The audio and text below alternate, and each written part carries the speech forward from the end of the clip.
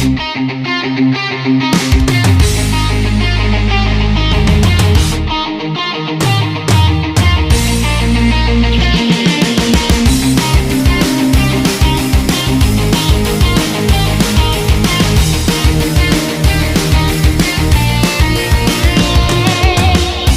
dostlarım dünyada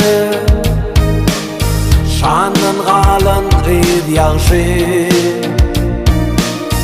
bilbili yok yazlardan kargası iken güz yaxşı. Kıyın gün doğun gelmesen, yigit yeri sermesen, köplüktün dep delmesen, arka duracak ad yaxşı. Kıyın gün doğun gelmesen, yigit yeri sermesen, köplüktün dep delmesen, medet berken ad yaxşı.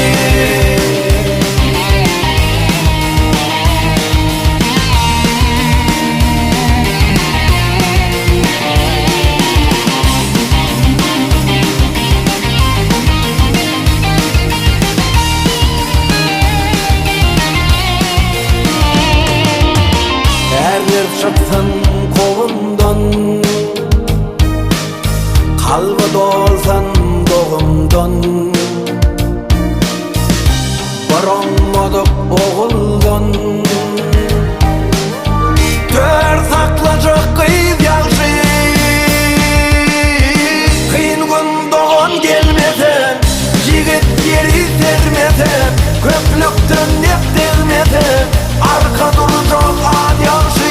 Kıyın gün doğun gelmesen, yigit yeri sermesen, köplüktün dep delmesen, medet berken ad yaxşı.